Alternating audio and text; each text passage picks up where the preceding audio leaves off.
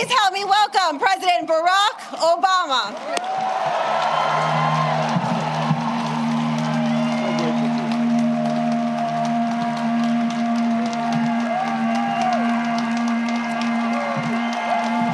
Hello, Chicago. Sweet home, Chicago. Please have a seat. Thank you, Punihi, for that outstanding introduction. President and Mrs. Bush, President and Secretary Clinton, thank you for being with us today and for your devotion to our country. And President and Dr. Biden, thank you for your steadfast partnership for 8 years. Joe, we started as running mates and ended as family. And we would not be here without you. And we are grateful.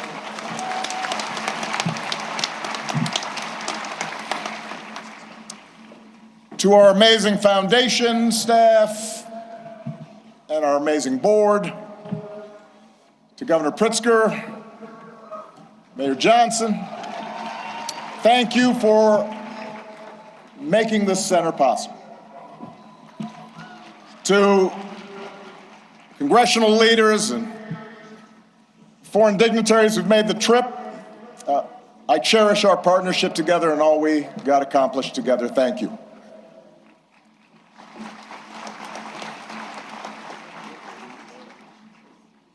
To Michelle, she did me wrong.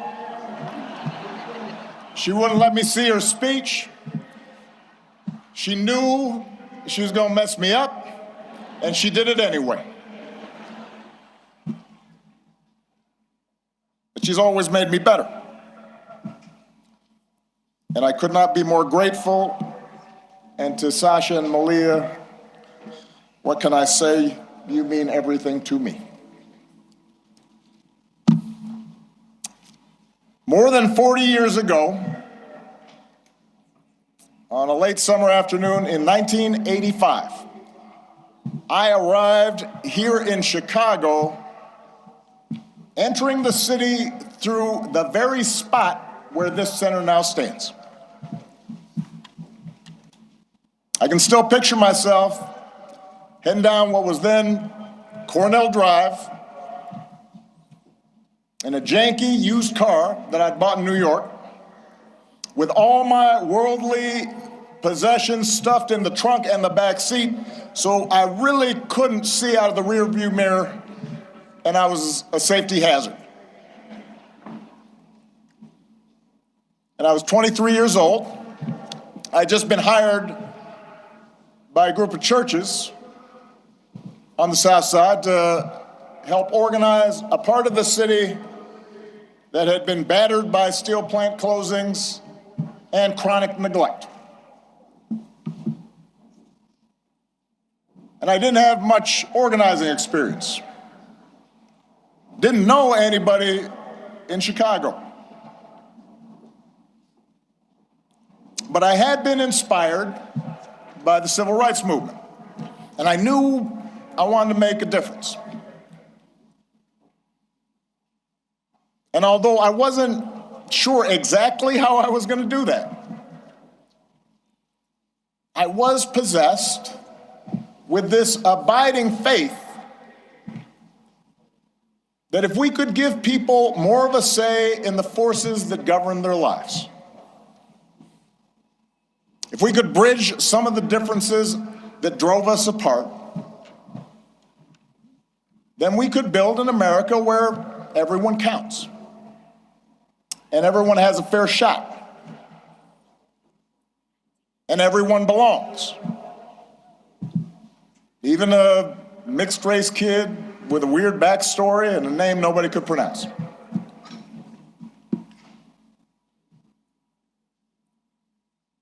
And it was here, in this city, a city of broad shoulders, that I found what I was looking for. Day by day, block by block, I got to know the people who lived here, their hopes, their dreams, their tragedies and their triumphs. I witnessed their resilience in the face of hardship and the quiet heroism of a single mom raising her kids and sending them to college on a secretary's salary, or the priest electing to stay in the city and open his doors to at-risk youth, even as most of his flock had fled to the suburbs.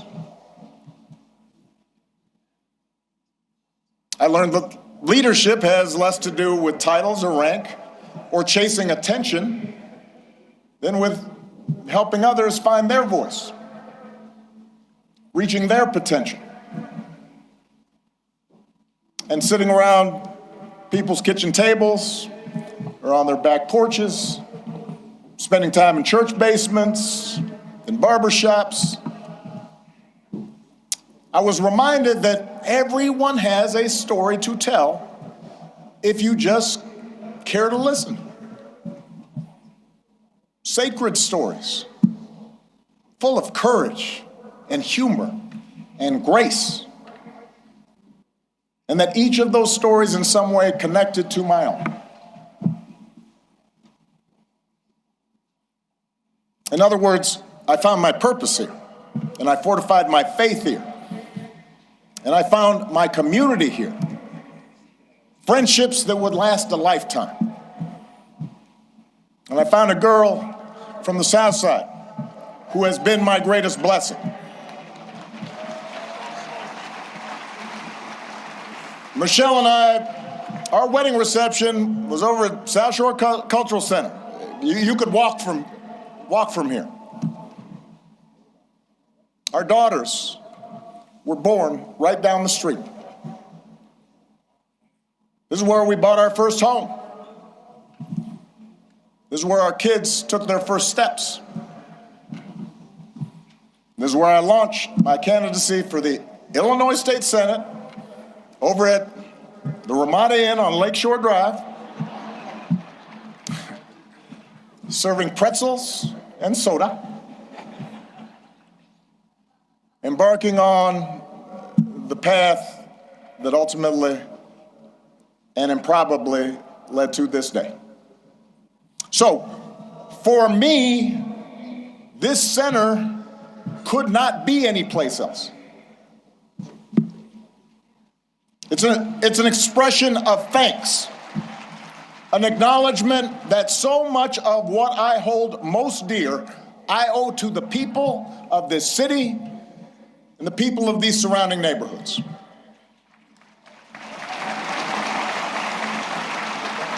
And it's why we designed the center not to be some lifeless mausoleum. I am too young for that.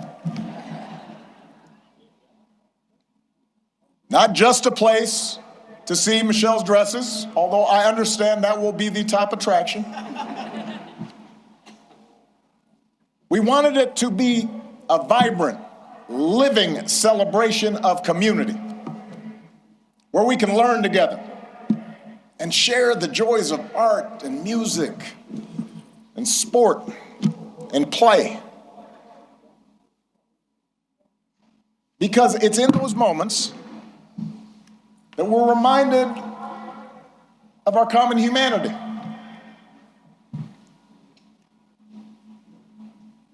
And strengthen the bonds of trust that not only make our lives richer, but make our democracy stronger.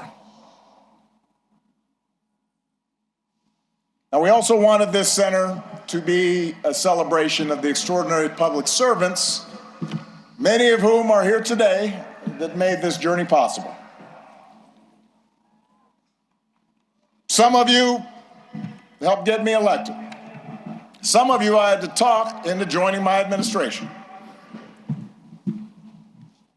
Some of you were seasoned veterans who helped show a rookie president the ropes. But a lot of you were younger than I was when I first drove into this city. We're all a bit older now. Many of you have children of your own, even grandchildren. But the passage of time has only deepened my admiration for your talent and your dedication and your skill. It's only deepened my gratitude for how much you and your families sacrifice to make this country better. So when you visit this center today or in days to come, I hope you see yourselves and your hard work reflected in every exhibit. And I hope you take pride in what we accomplished together. You made that happen.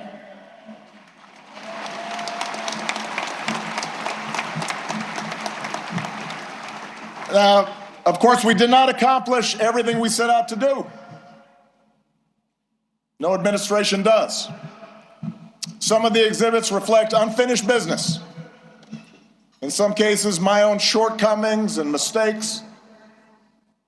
In some cases, because, as a sign I kept on the Resolute desk read, hard things are hard. And that's especially true in a big, raucous, diverse, argumentative democracy like the United States of America. Everybody's got an opinion. And that means getting stuff done involves reconciling the demands of a couple of 100 million people. Democracy can be frustrating. It can be slow. It can be inefficient. And yet, more than anything, I hope this center will serve as an affirmation of just how special, how precious our democracy truly is, and remind us what we can achieve when we embrace our shared responsibilities as citizens.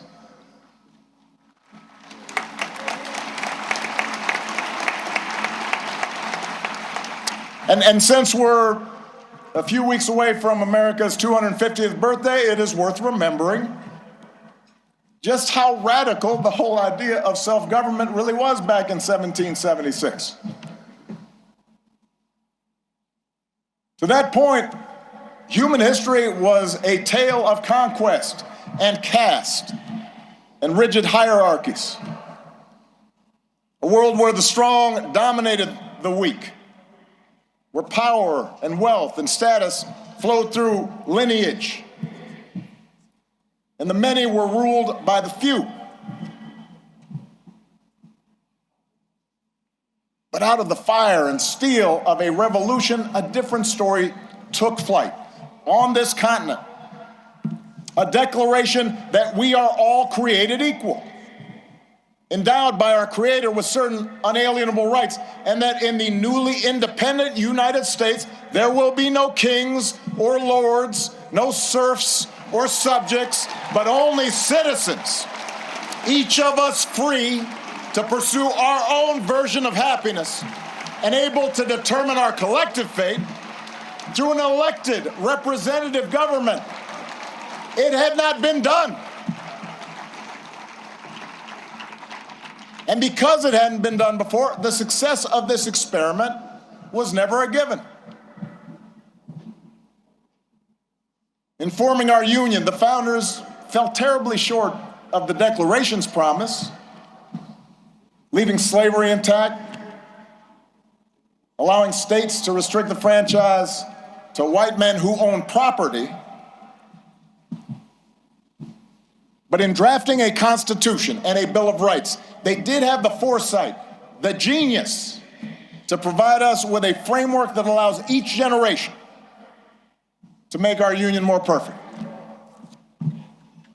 And over more than 2 centuries, through petitions and protests, marches and strikes, moral appeals from the pulpit, and conversations at the family dinner table, men and women from all walks of life, of every color, every faith, every region, took up the cause of democracy and made it their own, until we, the people, came to include not just some of us, but all of us.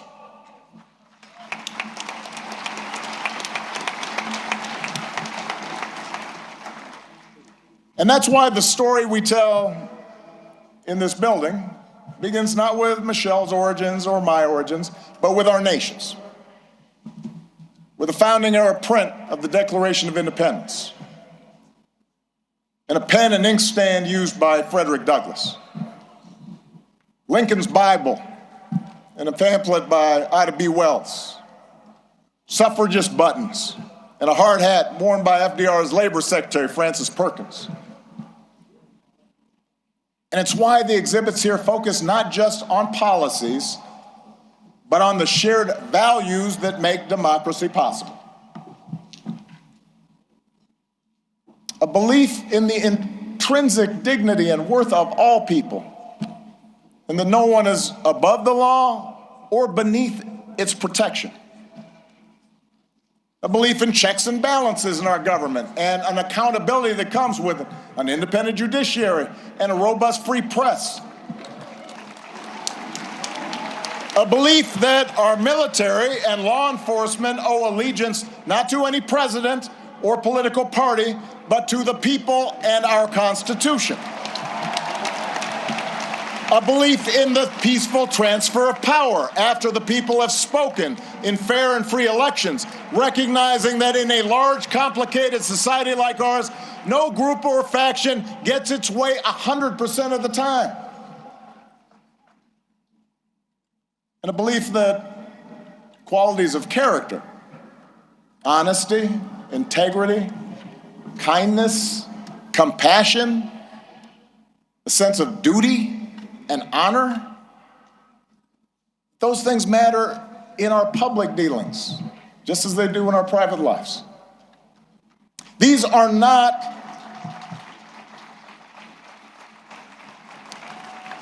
these are the values and traditions I believe in. And they are not Republican or Democratic values. They're American values we can all share, regardless of party. Values every president here today, as different as we are, has tried our best to uphold. Values that John McCain and Mitt Romney believed in no less than I did. It is our greatest inheritance, the story of America at its best, because it reflects a basic faith in the decency of our fellow citizens and the possibility that, despite all of our differences, we can see each other and understand one another and make common cause together.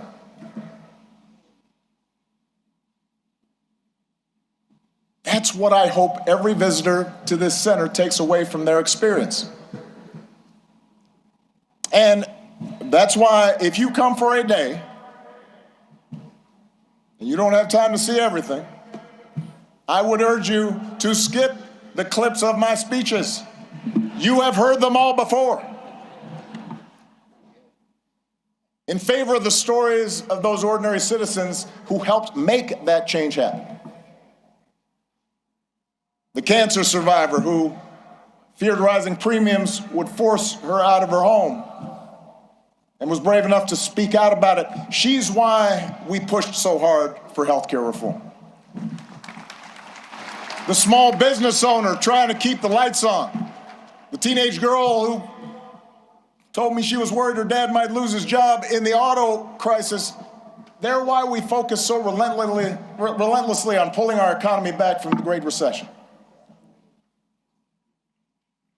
The wounded warrior overcoming debilitating injuries. The gay Air Force major serving her country even when forced to hide who she was. They're why we worked to end Don't Ask, Don't Tell and care for those who've worn our country's uniform and do right by our military families. It's their voices that led to our successes. And while going through the exhibits, I'd also ask you listen to the voices of people around the world who've been inspired by American ideas. Yes, America has made its share of foreign policy mistakes. Our actions have not always matched our rhetoric. We've learned that we can't solve every conflict or stop every atrocity around the globe, but at our best, the United States has been an undeniable force for good in the world. And what I heard on every continent as president is that when American foreign policy lives up to our highest ideals, when we champion human rights and democracy and the sound stewardship of our planet, when we take the lead in eradicating disease and feeding the hungry and educating children, when we encourage cooperation between nations, instead of trying to dominate and bully and squeeze every advantage just because we can. And most of all, when we show through our example here at home that even a country as big and diverse as ours can make democracy work, it turns out all nations, including ours, become more prosperous and secure. And the world gets a little bit brighter.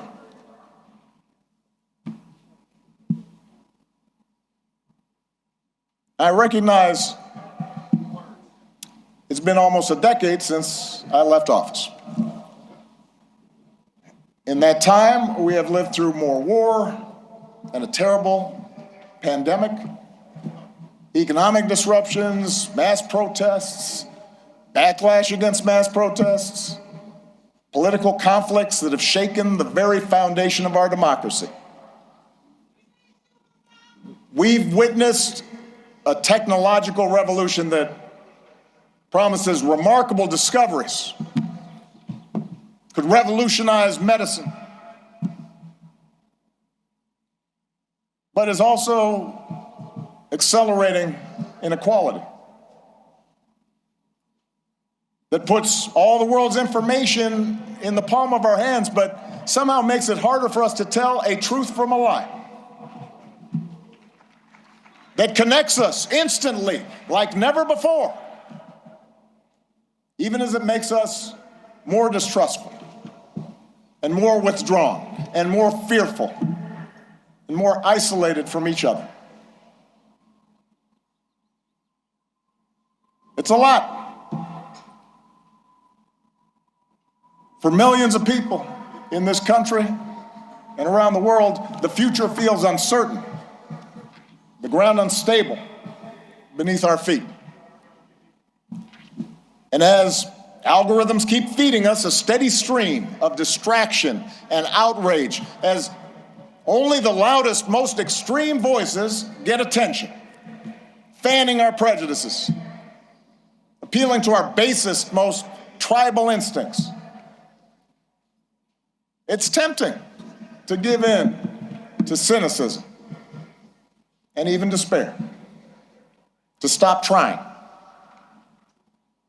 We start thinking that appeals to democracy and civic participation are corny and old-fashioned and boring and naive.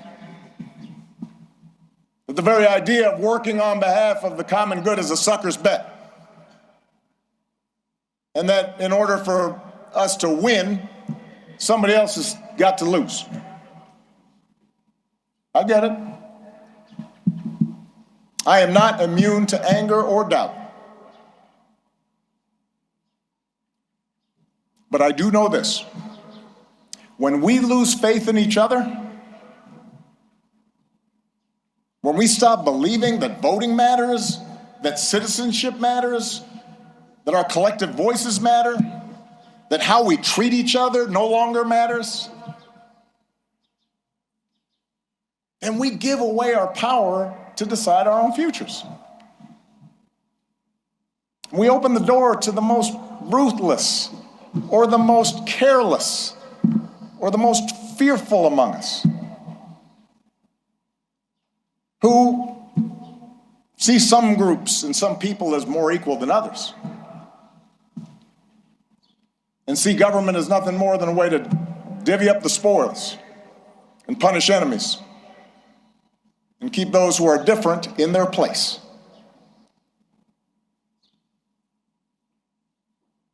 I do not believe that is the story of America that prevails in the end.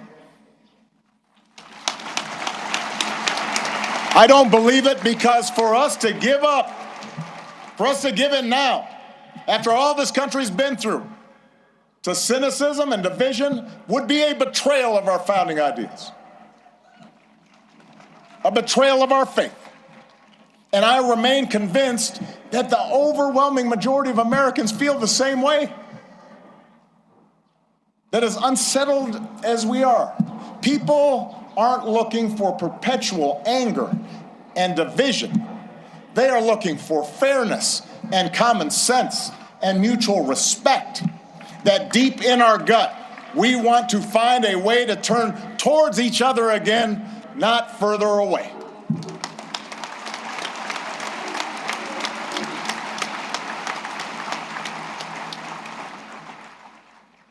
I believe this because I've seen it all across our country. In cities that have worked together to reclaim their streets from crime, in rural communities that have rebuilt their economy, in businesses that are finding new ways to make housing affordable, in those ordinary people in the Twin Cities who brave frigid temperatures, risk their own safety, standing shoulder to shoulder to look out for their neighbors and sometimes look out for strangers because they knew that was the right thing to do. I've seen it.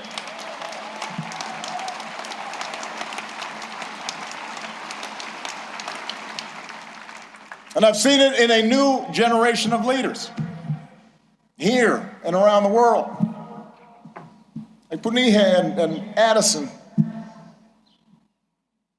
Leaders who are determined to make our governments and our economies and our societies work for everyone. Obama Foundation leaders like Hannah, a Food Corps member from rural Ohio who's helping ensure every child has access to at least one nourishing meal.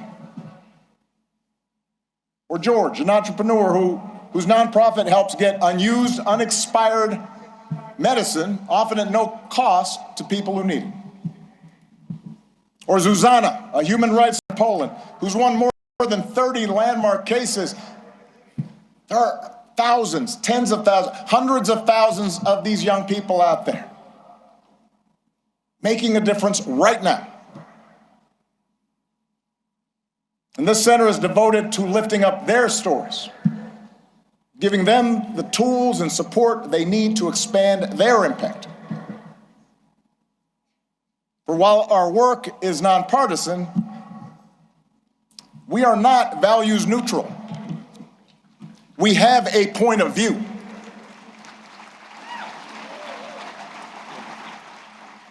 The exhibits in the center are not meant to evoke nostalgia for some gauzy bygone era,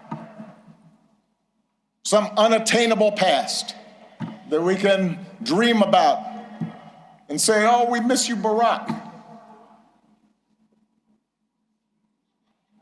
They're meant to remind us of who we can be,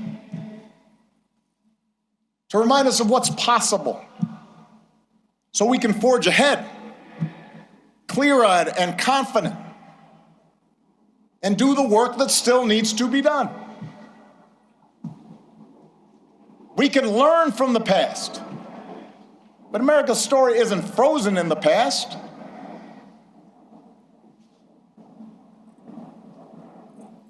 It has chapters yet to be written, not by one person or a few people, not by Barack and Michelle, or anybody with a fancy title or a high office, but by all of us. You know, one of the things a lot of presidential libraries now have in common is a replica of the Oval Office. And if you take a peek at the one inside this building, you will see some objects that carried some special meaning for me during the time that I was in office. There's a program that a friend from the South Side gave me that he had retrieved from the 1963 March on Washington. He was there. There's a Norman Rockwell painting of the Statue of Liberty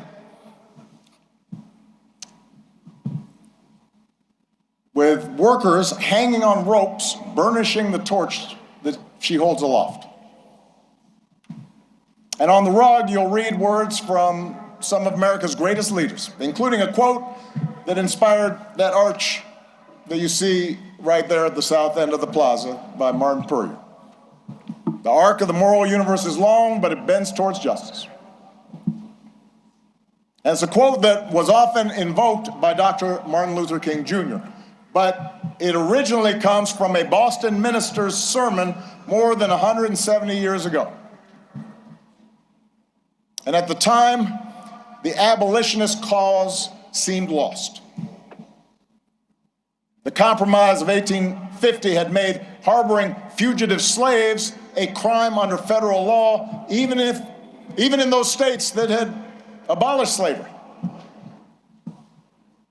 And in a case that garnered national attention, a young fugitive in Boston had been seized and tried and marched to the wharf by hundreds of armed officers, where he was summarily put on a ship bound for the South, where he would remain in shackles and chains. And it was a moment of profound uncertainty and despair. A moment the minister called darker than any New England had witnessed. We do not see, Reverend Theodore Parker observed, that justice is always done on earth. Many a knave is rich, sleek, and honored, while the just man is poor, hated, and in torment. I do not pretend, the preacher said, to understand the moral universe. The arc is a long one. My eye reaches but little ways. I cannot calculate the curve and complete the figure by the experience of sight. I can divine it by conscience. But from what I see, I am sure it bends towards justice. The good Reverend was under no illusions about the perils and obstacles facing the abolitionist cause. His words offered no easy answers, no comforting assurances that he or his congregation would live to see the progress they so desperately sought. Rather, his was a declaration of faith, a defiant call, not to abandon hope or give way to fear, but to stay true to our better selves and true to one another, and to keep fighting to fulfill the promise of this nation, even in the face of cruelty and bitter disappointment, even in the face of impossible odds. It is that spirit that we open the center today. The same spirit that so many of you showed all those years ago. The same spirit that inspired generations of Americans to meet the challenges of their time. The same spirit that is alive and well here on the south side of Chicago. The same spirit that will see America and the world through its present trials. There is a new generation out there, ready to write the next chapter of our story. We intend to help them do it, and we ask that you join us. Thank you. God bless you. God bless the United States of America.